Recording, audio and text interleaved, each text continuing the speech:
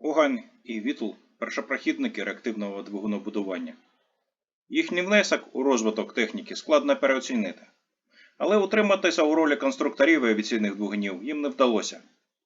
Багато з того, що допомагало їм створити перші реактивні двигуни, оригінальність мислення, потяг до нових, невипробуваних технічних рішень, стало перешкодою для їхньої кар'єри. Однак була людина, яка під час своєї майже півсторічної інженерної кар'єри створила серійні турбореактивні двигуни цілих 4 поколінь. Цим видатним конструктором був Архип Михайлович Люлька. Майбутній авіаконструктор народився 23 березня 1908 року у селі Саварка Київської губернії Російської імперії. Взагалі досить незвичне місце народження для технічного генія. Село розташоване на березі річки Рось, далеко від великих доріг. Тоді, на початку ХХ століття, більша частина землі на околицях Саварки належала всього 3 господарям, а більшість селян землі не мали взагалі. І оскільки землевласники навіть у тому далекому від промислових центрів місці воліли використовувати машини на ручну працю, з працевлаштуванням у селі було так собі. Більшість дорослого населення, як чоловіки, так і жінки, у теплу пору року вирушали на заробітки до Одеси, Херсона чи Криму. Заробленого ледь вистачало на те, щоб дотягнути до початку наступного сезону. Те, що половина населення села складали заробітчани, створило потужну традицію підтримки чужих дітей, та й просто одного до одного. Поки дорослі батрачили за сотні кілометрів від домівки, їх дітей доглядали родичі, куми або просто сусіди. Якщо хтось з односельців потрапляв у біду, то сусіди допомагали йому чим могли. Ну і якщо хтось з мешканців Саварки досягав успіху у житті, він не гребував допомагати землякам повторити його успіх. Це в майбутньому неодноразово допоможе люльці у важких життєвих обставинах. Народився Архип Михайлович у багатодітній сім'ї. Його батько Михайло Апанасович Люлька, повернувшись з російсько-японської війни, одружився з вдовою Олександрою Мефодіївною Бебешко із сусіднього села Синиця, яка вже мала 5 дітей. У ньому шлюбі народилося ще 3. Отже, взагалі у майбутнього авіаконструктора було 4 брата і 3 сестри. Раннє дитинство Архипа було типовим для сільської дитини. Як тільки Архип навчився ходити, він почав допомагати батькам на городі, сестрою пас гусей на річці. Через кілька років він отримав підвищення, був направлений пасти корів у лісі. Все ж таки певні схильності до конструювання у нього проявлялися ще з ранніх років. Він любив, коли худоба паслася, назбирати паличок і щось з них будувати. А що ще будувати? На жаль, дитячих конструкторів та набірів Лего у селах Київської губернії на початку ХХ століття знайти було майже неможливо. Перша світова війна, що почалася у 1914 році, не вплинула на життя в Саварці майже ніяк. А ось після 17-го року усе змінилося і змінилося на гірший бік. Хоча село й лежало далеко від великих доріг, насолодитися візитами загонів під різними прапорами або взагалі без прапорів односельцям люльки все ж таки довелося. Об'єднувало візитерів одне. Усі вони хотіли зерна, худоби і коней, причому безкоштовно. Життя селян це не полегшувало. У цей час у родині Люльці сталися 2 трагедії. Спочатку, у 1915 році, захворіла і померла мати. А в 1918 році загинув батько, який невдало спробував розібрати снаряд у пошуках пороху для мисливської рушниці. Так, у 10 років Архип Люлька залишився круглим сиротою. На щастя, найстаршому братові Архипа Антону було вже аж 20 років. І він взяв у свої руки господарство і відповідальність за долю молодших братів і сестер. І, забігаючи наперед, він впорався своїм завданням. Тоді ж, у 1918 році, у житті Архипа Люльки відбулася ще одна важлива подія. Він пішов до школи. А школа у Саварці тоді була унікальною. Можна сказати, що ніде і ніколи на землі не було такої блискучої сільської школи. Фундамент до її величі заклав Агей Карпович Стариченко. Це був місцевий уродженець, виходець з багатої за сільськими мірками селянської родини. Здобув гідну освіту і став агрономом. Незважаючи на прилежність до сільської еліти, він близько до серця приймав безправне становище сільських наймитів. Він був людиною дії і організував масовий страйк заробітчан, внаслідок якого вони отримали невеличке підвищення до заробітної платні, а він також невеличкий, але термін перебування у Сибиру. Повернувшись до рідного села через 5 років, він вирішив підійти до проблеми бідності односельців з іншого боку. Адже одним із значних факторів їхньої низької зарплати був низький рівень освіти, що відрізав їм доступ до більш оплачуваних професій. І Агей Карпович за допомогою завідувача шкільного відділу земства, теж колишнього політичного засланця, домігся будівництва у селі нової 4-класної школи, вклавши в будівництво і свої власні гроші. Вчителів до школи вдалося знайти небайдужих і талановитих. Це була прекрасна школа. Але після розвалу Російської імперії вона стала ще кращою. Війна, розруха, голод, бандитизм і терор призвели до небаченого падіння рівня життя у містах. Стариченко побачив у цьому кошмарі можливість і завербував на роботу до школи ще кілька талановитих викладачів, включаючи 2 університетських професорів. Працювали вони за їжу та дрова, що на ті часи було дуже щедрою платою. Це допомогло перетворити школу у Саварці на 7-річну і дати місцевим дітям освіту, порівняну з найкращими школами найбільших міст. Отже, у школі Люлька зіткнувся з компетентними вчителями. Сам він згодом писав, що любов до навчання та цілеспрямованість у роботі в нього розвинула його перша вчителька Марія Калінівна Іщенка. У Архипа виявилася ціпка пам'ять і здібності до творчості. Він складав вірші, співав у хорі, був актором у шкільному театрі. Але його найсильнішою стороною були все ж таки математичні здібності. Їх виявив та розвинув директор школи та викладач математики Михайло Пилипович Кравчук, сам видатний математик свого часу. Щоб здібний учень не сумував, Кравчук почав навчати Люльку за індивідуальною програмою. Спочатку всього на 2 класи вище, а потім перейшов на завдання, які вимагали для рішення творчого підходу. Давав йому некоректно поставлені задачі, задачі з невизначеністю, задачі, що мають кілька варіантів рішень.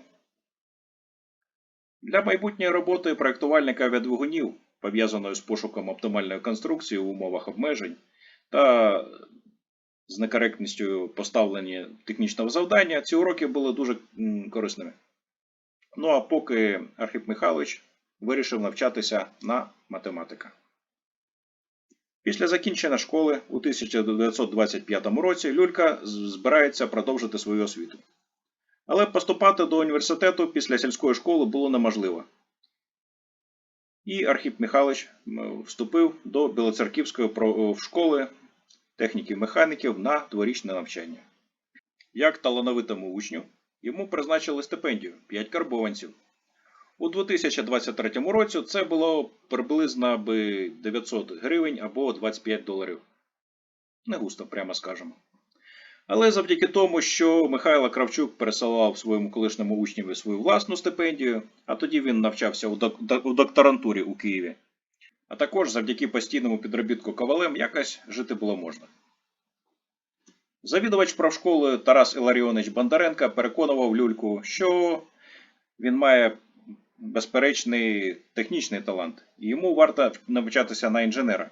Проте Люлька вже твердо вирішив стати математиком, але все ж таки Бондаренко зміг його трошки переконати та скоригувати його мету від чистого математика до фахівця з прикладної математики для технічних розрахунків.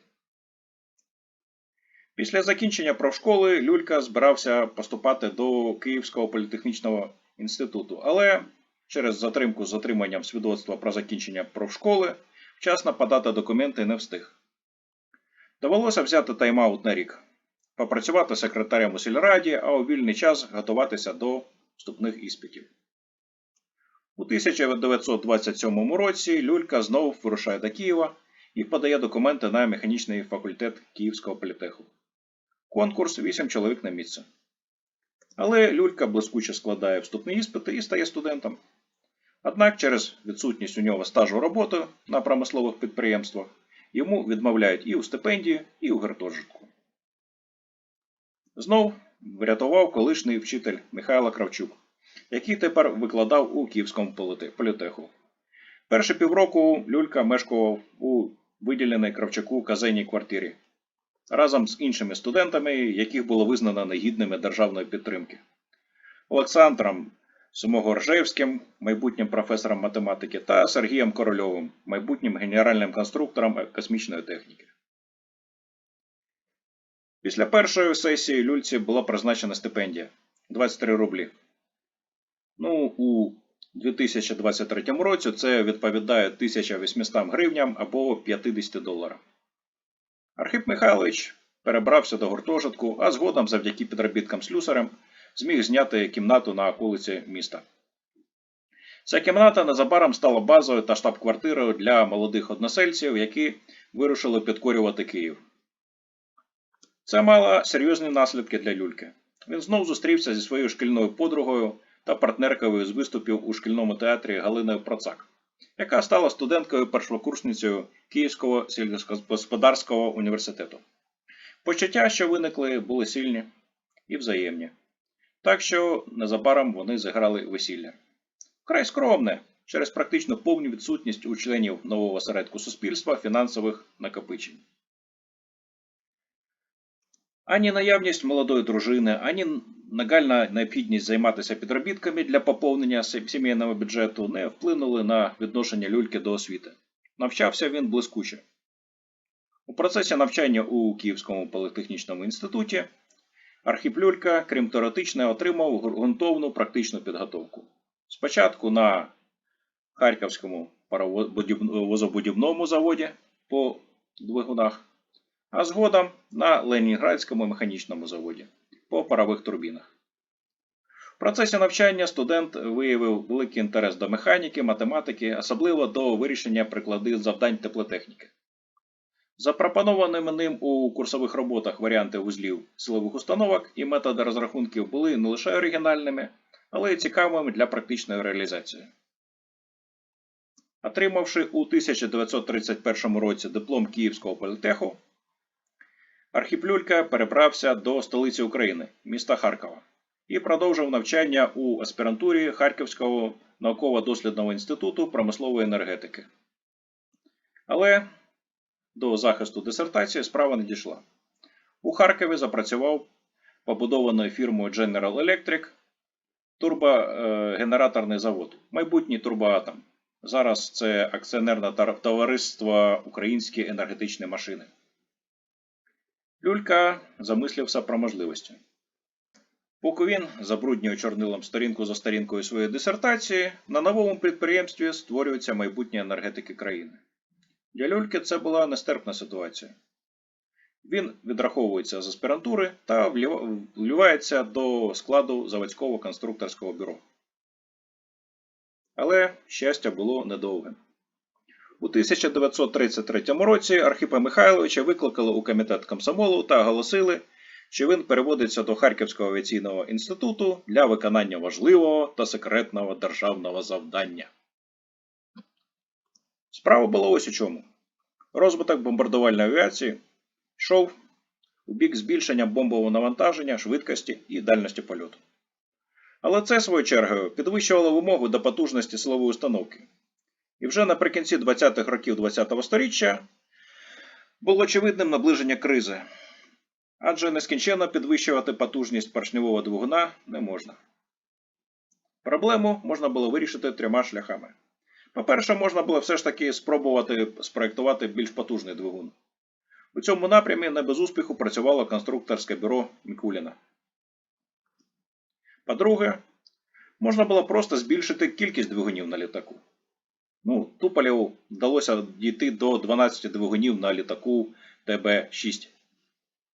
І останній шлях – перейти на використання інших двигунів. І тут можливо знов-таки два рішення. З турбінними двигунами для бомбардувальників з 1930 року займалася у Всесоюзному теплотехнічному інституті лабораторія професора Увара. Забігаючи наперед, можна сказати, що за 19 років роботи створити нічого гідного встановленого на літак їм не вдалося. Але у цьому провини Уварова та його підлеглих було не так вже і багато. І був ще один варіант – парова турбіна. Це звучало не так дивно, як зараз. Використання парових турбін у суднобудуванні показало, що можна створити парову турбіну будь-якої потужності. Коефіцієнт корисної дії паротурбінної силової установки тоді не сильно відрізнявся від коефіцієнта корисної дії поршневого двигуна. Так, паротурбінна установка значно важча, ніж поршневий двигун, але у 20-х роках 20-го сторіччя ніхто не намагався просто побудувати ультралегку конструкцію. Може просто варто широко використовувати алюмінієві сплави і усе вийде? Та й парова машина не була чимось новим. Перший літак з паровим двигуном відірвався від землі за 13 років до літака братів Райт. Цей літаючий паровоз Еол конструкції Клемана Адера, на відміну від літака Можайського, мав двигун досить потужний, щоб насправді злетіти. Але він не міг забезпечити стійкий та керований політ, тому і не вважається першим літаком ніким, крім патріотично налаштованих французів. У той час над паротурбінними установками для літаків працювали у Сполучених Штатах Америки, Німеччині, Великій Британії, Італії, Швеції, Чехословаччині. У Радянському Союзі вирішили не відставати і спроєктували авіаційну паротурбінну установку. Цю задачу доручили колективам Московського авіаційного інституту, Ленінградського центрального котлотурбінного інституту, а також Харківському авіаційному інституту. Керівником Харківської групи призначили Василя Трохимовича Цвєткова, який, до речі, у той час відбував 10-річний термін ув'язнення як член уявного Українського інженерного центру у справі не менш уявної промпартії. Але спершу його за це взагалі засудили до розстрілу. Знавців парових турбін у ХАІ не вистачало, колектив підсилили фахівцями, до яких потрапив і Архип Михайлович Люлька. Проєктування велося за особистим контролем народного комісара важкої промисловості Радянського Союзу Серго Орджонікідзе. Необхідно було спроєктувати паротурбінну установку потужністю 3 МВт, яка б замінила 6 двигунів М-34 на бомбардувальнику ТБ-4. При проєктуванні авіаційної паротурбінної установки Люлька отримав найвідповідальнішу і безнадійну задачу – проєктування конденсатора. Проблема була ось у чому. Навіть звичайний теплообмінник системи водяного охолодження поршневого двигуна – це досить важкий агрегат, який при обтіканні його повітряним потоком створює значний аеродинамічний опір. З конденсатором проблеми взагалі зростають. І не тільки тому, що конденсатор повинен відвести більш тепла, ніж теплообмінник системи охолодження. Густина водяної пари на вході у конденсатор більш ніж в 1000 разів менша, ніж густина води. Це вимагає збільшення парових трубок і жахливо збільшує масу і габарити теплообмінника. Його вага фіксує літак на землі з надійністю адміралтейського якора, а його аеродинамічний опір можна буде порівняти з впливом гальмівного парашута. І цю сумну істину невдовзі з'ясували і харківські фахівці. Паротурбінна установка необхідної потужності була спроєктована досить легко і швидко, але ось конденсатор наполегливо не бажав поміщатися у літак. Ціною величезних інтелектуальних зусиль люльці вдалося значно полегшити і зменшити теплообмінник у розмірах. Але все одно парова машина безнадійно програвала поршневим двигунам за питомою потужністю. Для поліпшення характеристик двигуна було вирішено викидати вихлопні гази через реактивне сопло, створюючи додаткову тягу. Люлька запропонував сопло відводити і нагріти у конденсаторі повітря, що ще трошки додало тяги. На жаль, це не зробило характеристики паротурбінної установки прийнятними, але ідея створення тяги двигуна двома різними повітряними контурами залишилася у голові Архипа Михайловича. Натомість у землі все було добре. Побутові негаразди швидше згуртували Архипа і Галіну.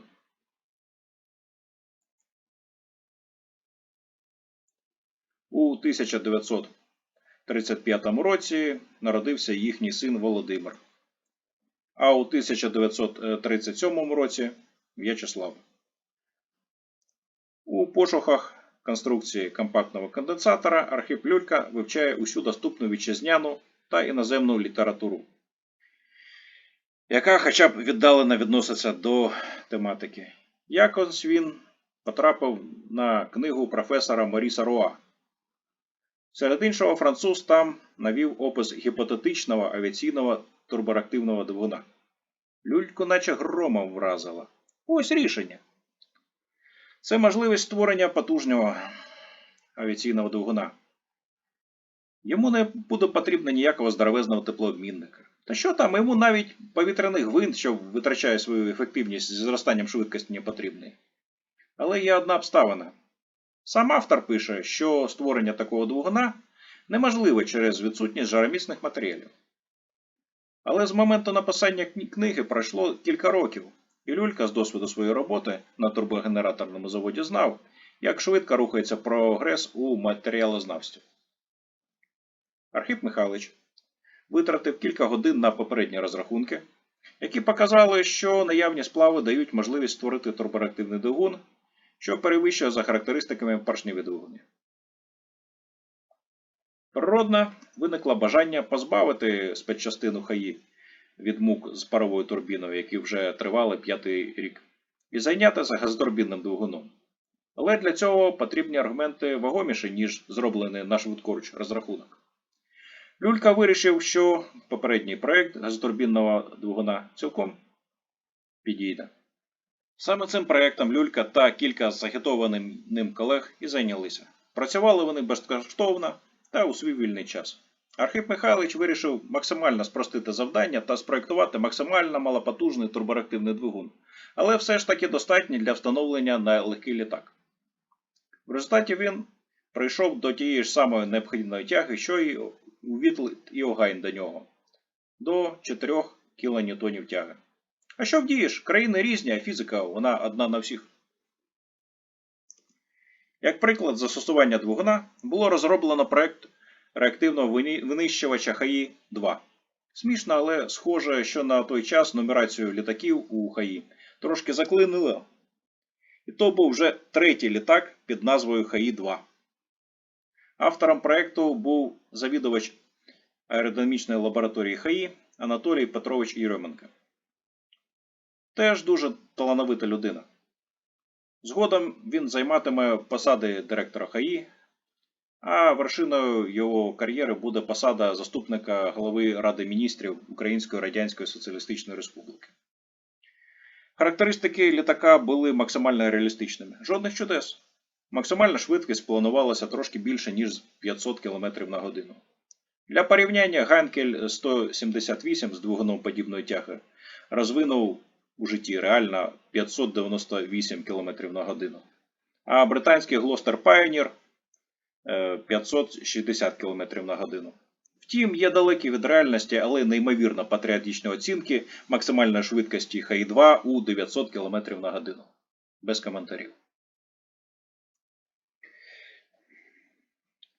Кілька місяців інтенсивної праці вечорами після основної роботи і проєкт турбореактивного двигуна був готовий.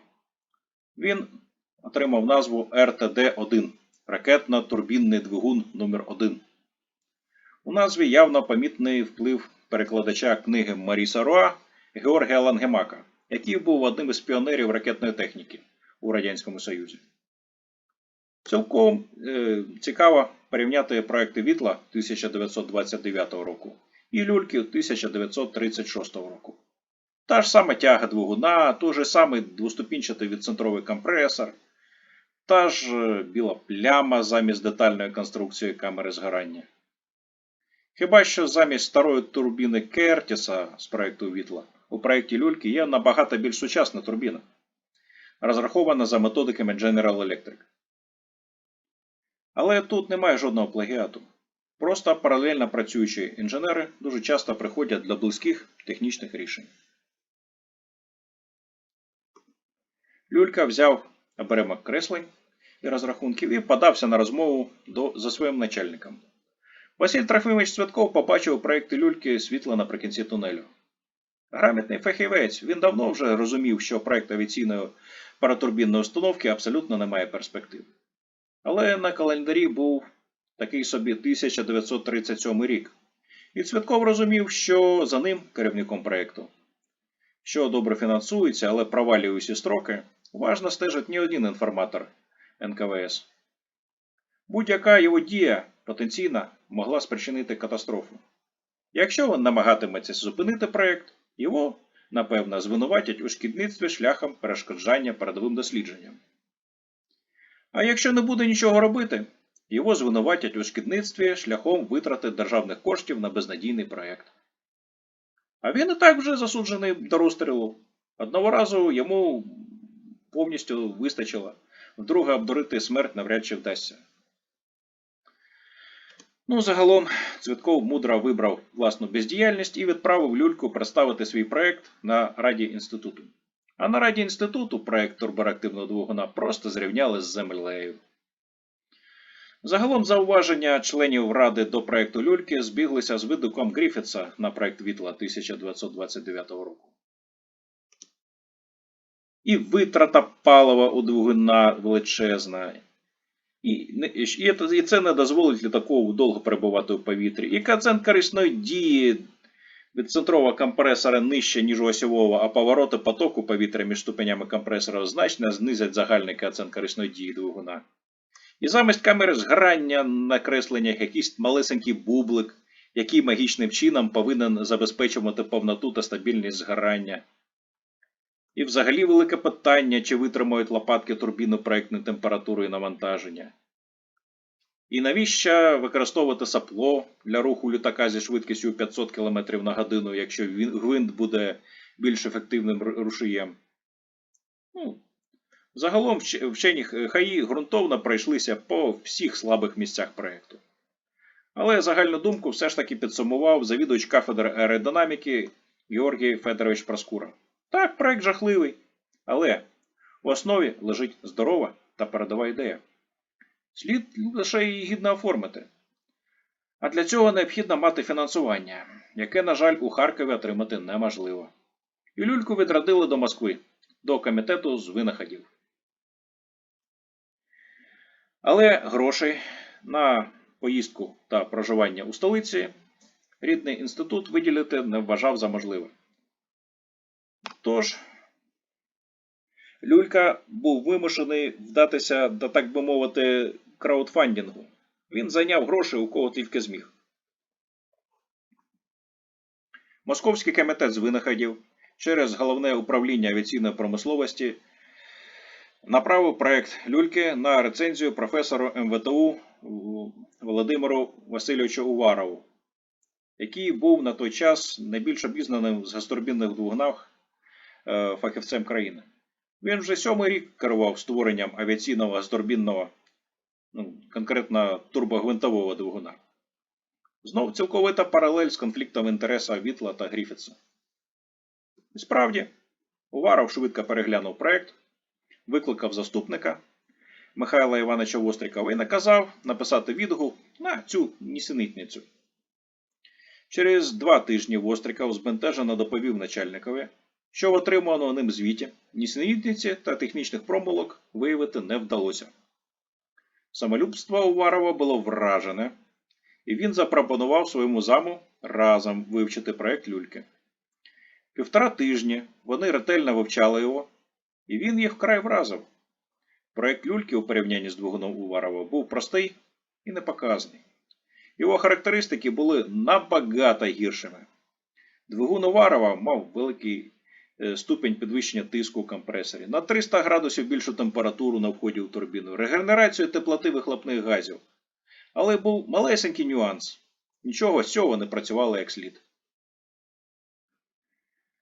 Багатоступінчатий відцентровий компресор мав кошмарний коефіцієнт корисної дії.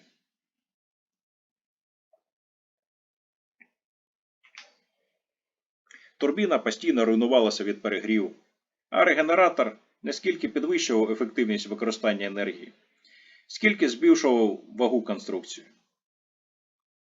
Двигун люльки був позбавлений усіх проблем, з якими вже 7-й рік билися москвичі.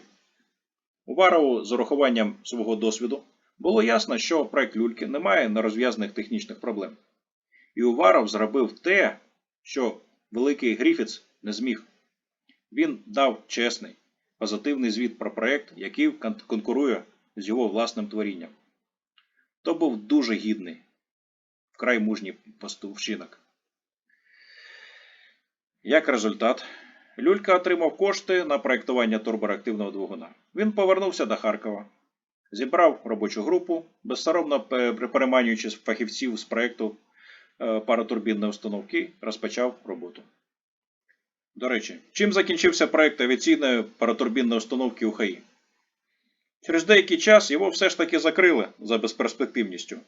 І НКВС зайнялося пошуком винних у розтраті коштів на проєкт, який закінчився нічим. Але слідство зайшло у глухий кут. Люльку, який не зміг виконати технічне завдання на проєктування конденсатора, садити вже було неможливо. Він був зайнятий важливим технічним проєктом і обзавівся покровителем, наркомом авіапромисловості.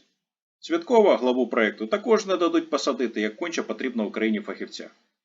Він зайнятий, доводить до ладу двигун для танків Т-34 та КВ. А кремлівський куратор проєкту Орджонікідзе програв у підкилимній боротьбі і, не чекаючи на арешт, поставив свинцеву точку наприкінці свого життя. Та й на календарі вже не 1937, а 1939 рік найгарячіші слідчі НКВС вже самі рік як гниють у братських могилах, а решта слегка стримала свій запал. Загалом розслідування було закрите за відсутністю складу злочину. Люлька і Цвітков відбулися допитами і нервами. На жаль, робота захистила не усіх. У 1937 році у табори вирушив старший зведений брат Архипа Михайловича Антон Григорович Бебешко, який став головою сім'ї після смерті батьків. У 1938 році був заарештований Михайло Пилипович Кравчук, вчитель та наставник люльки. Архип Михайлович писав листи до правоохоронних органів та до керівництва країни з проханням відпустити заарештованих. Але ці листи залишилися без наслідків. Люльці залишалося лише намагатися надати матеріальну допомогу сім'ям заарештованих.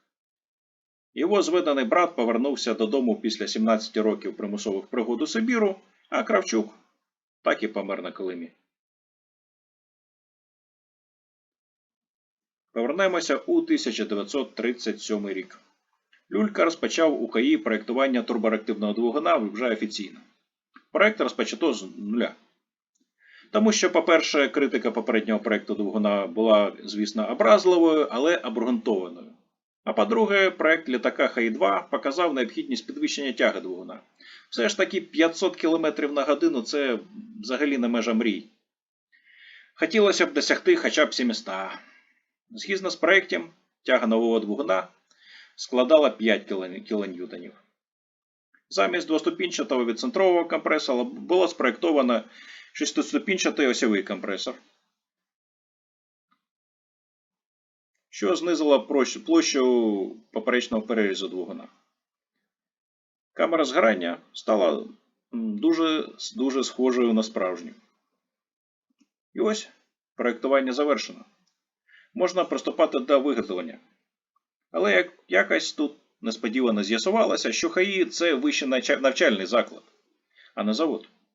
Багато деталей двигуна на обладнанні інституту вигадати вкрай важко, а безліч так взагалі неможливо. Харківський турбогенераторний завод міг би допомогти, але він належить до іншого міністерства. У нього свій план, свої проблеми.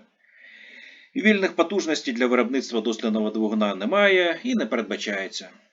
І Люлька вдруге вирушає до Москви вибивати виробничі потужності. Схоже, він сподівався, що московське начальство змусить Харківський турбогенераторний завод зробити дослідну серію його двигунів. Але вийшло зовсім інакше. У Москві Люлька запитав на прийом до наркома оборонної промисловості. А знайомившись з суттю його справи, секретар наркома сказала, що записати його на прийом підстав немає, але він може почекати і у разі несподіваної появи у наркома вільного часу його вирогідно приймуть. Люлька чекав, просидівши у приймальні 13 днів по 10-15 годин. Після чого його записали на прийом. На 2 годину ночі. Нарком вислухав розповідь Люльки про роботу над двигуном. Думаю, Каганович взагалі дуже слабо розбирався у реактивних двигунах, але він досить непогано розбирався у людях. Слухаючи доповідь Люльки, він вирішив, що харківський гість – адекватний та грамотний інженер, впевнений у своєму проєкті. А що технічна оцінка? Її нескладно організувати. І Михайло Мойсеєвич наказав підняти з ліжок і негайно доставити на раптову ночну нараду начальника головного управління авіаційної промисловості, начальника технічної ради та усіх фахівців та експертів, яких вони будуть вважати за потрібне. Думаю, багато хто з запрошених покрився холодним потом від ночного дзвінка у двері у 1938 році. Але усе скінчилося добре, ніхто не помер. Нарада скінчилася вже вранці. Людці виділили виробничі потужності, але не в Харкові, а в Ленінграді, на Кировському заводі, на якому серед багатьох виробництв іншого було і виробництво парових турбін. Отже, Люлька переїхав до Ленінграда. Влаштувався на новому місці молодий голова нового конструкторського бюро набагато краще, ніж розраховував. Його сім'ї з 4 людей вдалося отримати окрему кімнату у комунальній квартирі. Разом з ним до Ленінграда перебралися і майже усі харків'яни, зайняті у його розробці. До них додалися ленінградці з Кировського та металового заводів. Виходило досить значне конструкторське бюро. Думаю, той же Френк Вітл цілком мог би позаздрити такому. Контора Люльки отримувала назву СКБ-1 – спеціальне конструкторське бюро номер 1. До осені 1940 року вдалося завершити проєктно-конструкторську роботу та розпочати виробництво. Люлька поспішає і виготовлення деталей для дослідної партії двигунів почалося ще до початку випробувань. Природно, за такого підходу за результатами випробувань багато що довелося виготовляти заново. До серпня 1941 року було виготовлено 70% деталей двигуна. Йшли стендові випробування камери згорання та компресора. Наприкінці 1940 року Люлька з колегами відвідав московське ЦКБ-29. Це була така спеціальна в'язниця, де ув'язнені авіаконструктори займалися корисною діяльністю для батьківщини. У цей момент серед інших спокутували відсутні гріхи Туполєв, М'ясічев та Петляков. Архип Михайлович презентував авіаконструкторам свій інноваційний двигун, але особливого інтересу не викликав. До нього поставилися як до технічного авантюриста і зв'язуватися з ним зовсім не вважали за потрібне. Розробляти літак під двигун Люльки ніхто не взявся. Вдалося лише домовитися з Олександром Олександровичем Архангельським про створення модифікації бомбардувальника СББ. Це така несерійна модифікація бомбардувальника СБ-2 з турбореактивними двигунами замість поршневих М105Р. Спілкування з авіаконструкторами великих літаків дозволило зрозуміти: потрібні двигуни великої тяги. У конструкторському бюро було виконано ескізний проект двигуна тягою у 24,5 кН.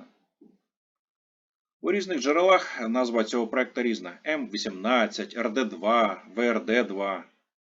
Скоріше за усе, проект цього двигуна передбачалося розвивати за результатами випробувань першого двигуна РД1. Архип Михайлович знаходив час працювати і на перспективу. 24 квітня 1941 року він запатентував схему двоконтурного турбореактивного двигуна. Звичайно, той же Вітл зробив це на 5 років раніше, але Люлька прийшов до цього відкриття самостійно, через переосмислення досвіду роботи з паротурбінною установкою. Але ані відпрацювати двоконтурний двигун далі ідеї, ані добудувати двигун РД1 не вдалося. Хоча напад Німеччини на Радянський Союз і не змусив відразу зупинити роботи. У серпні 1941 року важке становище на фронті примусило припинити розробку турбореактивного двигуна. Інженери СКБ-1 перейшли до танкового конструкторського бюро. Люлька зайнявся перепроектуванням повітропроводів та вихлопних каналів двигуна танка КВ. Через їх високий аеродинамічний опір двигун не добирав потужності і перегрівався. Повітропроводами Люлька буде займатися ще рік в евакуації на Уралі. Взагалі, війна розкидала сім'ю Люльки. До війни дітей відправили на літо до Саварки, до батьків дружини. Де вони й застрягли. З першого дня війни вільне пасажирське сполучення було припинено. Коли фронт наблизився до Київської області, Галина Євгенівна зробила відчайдушну спробу дістатися до синів, рухаючись попутними, не дуже попутними поїздами і пароплавами. Але 2 серпня в Казані вона чує зведення Райінформбюро, де йшлося про бої на Білоцерківському напрямку. А це означало, що Біла Церква та недалеко від нього село Саварка вже за лінією фронту. А насправді це сталося ще на 2 тижні раніше. Так чи інакше, рятувальна експедиція не провалилася, і повернутися до Ленінграда тим же самим шляхом вже було неможливо. Галина Євгенівна звернулася за допомогою в отриманні квитка додому до райкому партії. Її вислухали і зрозуміли головне для себе. Перед ними стоїть абсолютно безкоштовний та вільний агроном. І направили Галину на роботу до проблемного колгоспу. У чомусь вони справді допомогли. Спроба організувати роботу у полях за відсутності відправлених на війну машин, тракторів, коней, чоловіків дуже відволікали Галину Євгенівну від сумних роздумів про долю чоловіка та дітей. Наприкінці 1941 року танкове конструкторське бюро евакуювалось з Ленінграда. Евакуація йшла повітрям, і речей з собою можна було взяти лише мінімум. Люлька зміг взяти з собою лише основні креслення двигуна РД1. Решта документації та деталі двигуна були закопані на заводській території. Співробітників розформованого Люлькінського конструкторського бюро розкидало країною. Ними затикали дирки на багатьох оборонних підприємствах. Сам Люлька працював на Кіровському заводі наркомату танкової промисловості у місті Челябинську. Коли через кілька місяців наркомат авіаційної промисловості перейнявся відновленням конструкторського бюро Люльки, пошук колишніх співробітників був досить нетривіальним завданням. Таке собі Pokemon Go у реальності і без смартфонів. У якості проходження бонусного рівня цієї гри Люлька знайшов свою дружину та воз'єднався з нею. Поки його команда знову збиралася, Люлька шукав виробничу базу. Сподіватися знайти вільне виробництво надій не було. Залишалася тільки ймовірність вмовити якесь схоже за тематикою конструкторське бюро потіснитися. Спочатку переговори велися з директором евакуйованого до Свердловська науково-дослідного інституту номер 3 Андрієм Григоровичем Костіковим. Основним завданням цього колективу тоді була розробка реактивного винищувача 302П з 2 прямоточними та 1 рідинно-ракетним двигунами. Але переговори зайшли у глухий кут. Костіков пропонував працювати лише над його тематикою. Люлька відмовився. У сусідньому за Свердловськом селищі Білімбай розмістився евакуйований з підмосковних Хімок авіазавод номер 293. На той час там займалися випробуванням ракетного винищувача Бі-1. Люлька переговорив з директором заводу Віктором Федоровичем Болохвіновим і перевів своїх інженерів у його конструкторське бюро.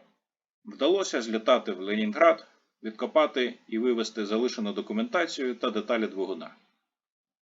Начебто усе добре. Робота над двигуном РД-1 триває. Насправді все було складно. Болховітінов розумів цінність проєкту люльки, але ресурсів у нього було замало навіть для робіт зі своєї тематики. Ситуація не стала кращою навіть тоді, коли на початку 1943 року завод повернувся з евакуації до Москви. Тому за згодою Болохвітінова люлька перекинувся до Центрального інституту авіаційного моторобудування. Але й там робота просувалася зі швидкістю черепахи. Виробнича база ЦІАМу також була мала та перевантажена різними роботами. Більш пріоритетними реактивними двигунами для інституту були турбогвинтовий двигун Е3080 Уварова та мотокомпресорний двигун ВРДК Холщевнікова. Замовлення люльки виконувалося за залишковим принципом, а можливості виготовити лопатки взагалі не було. Щоб прискорити роботи, співробітники люльки обшарювали склади металобрухту, намагаючись серед уламків розбитих літаків знайти хоч щось корисне. Побутові умови також були складними. Люлька жила у кімнаті, стіни якої взимку обростали льодом. Продуктів за картками не вистачало. Співробітники інституту, включаючи начальство, вирощували картоплю на ділянках, виділених підмосковим колгоспом. Як орендну плату за користування землею, ЦІАМівці будували для колгоспу сані, кували підкови, плуги, борони, підковували коней, ремонтували трактори. Незважаючи на твердження, що науковці це робили виключно у неробочий час, це звучить якось непереконливо. Тим часом інформація про німецькі реактивні літаки проникла до Радянського Союзу і викликала зрозуміле занепокоєння.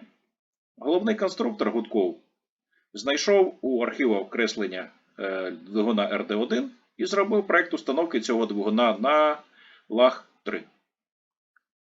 Він знайшов люльку, дізнався про стан робіт над його проєктом і жахнувся. Гудков звернувся з листом до Центрального комітету партії. Було створено спеціальну комісію для з'ясування можливості будівництва першого радянського реактивного літака. Відбулася велика нарада. Були присутні найбільші вчені та головні конструктори – Стєчкін, Келдиш, Яковлєв, Туполєв, Сухий, Мікулін, Клімов. Нарада проходила гостро. Авіаконструктори, розуміючи, що реактивний винищувач робить усі їхні проекти поршневих машин застарілими, розпачливо критикували проект Гудкова. Мікулін, який ще кілька місяців тому отримав у самого Сталіна повноваження для ствердження дослідного моторобудівного заводу під свої проекти, зрозумів, що цей завод можуть віддати люльці, і бився як лев. Він навіть стверджував, що турбореактивний двигун з осьовим компресором взагалі неможливо побудувати. Що з урахування його подальшої кар'єри та його проєктів після війни звучить особливо кумедно. Загалом, за підсумками наради, було ухвалено рішення. По-перше, проєкт реактивного винищувача Гудкова закрити. Наведені Гудковим характеристики були неправдоподібними. Яка там максимальна швидкість у 900 км на годину? З двигуном люльки його швидкість була в найкращому випадку трохи більше за 600 км на годину. Він виглядав би відверто слабким навіть на тлі серійних винищувачів 1943 року. По-друге, конструкторське бюро люльки перевести до науково-дослідного інституту авіаційної промисловості та створити йому максимально сприятливі умови для роботи. Черговий переїзд конструкторського бюро відбувся на початку 1944 року. На новому місці можна було справді продуктивно працювати. Парадоксальним чином це поставило крапку в роботах над двигуном РД-1. Від початку проєкту двигуна РД-1 минуло 6 років. За цей час суттєво змінилася швидкість літаків. Тяга двигуна стала недостатньою. Та й досвід інженерів за ці роки дуже сильно накопичився. Вони знали, як зробити двигун набагато краще. Новий проєкт отримав назву С-18. Тяга нового двигуна була більшою у 2,5 рази. Компресор у нього був не 6, а 8-ступенчастий, з набагато більшим, ніж раніше, ступенем підвищення тиску. Удосконалено було профіль лопаток. Діаметр камери згорання зменшився, форма і деталі стали більш оптичною. Втрати тиску повітря трактом були зведені до мінімуму. Під цей двигун у конструкторське бюро Лавочкіна авіаконструктором Алєксєєвим було розроблено ескізний проект винищувача Ла-ВРД. За підозрілою подібністю до витвору британських авіабудівників я б назвав би його Лавочкін-вампір. Але навіть у цей жаркий час життя Архипа Михайловича не складалося виключно з роботи. У родині Люляк у 1944 році було дві великі радісні події. По-перше, родилася третя дитина, донька Лариса. По-друге, з'ясувалося, що сини пережили німецьку окупацію. Для них це було дуже довгі 3 роки. Молодший син навіть повністю забув своїх батьків. Але все обійшлося, хлопці прийшли до норми майже менше, ніж за рік. Конструкторському бюро Люльки ставало тісно у НДІ-1. Його тематика почала заважати і самому інституту. Роботи з реактивних двигунів набували великого розмаху.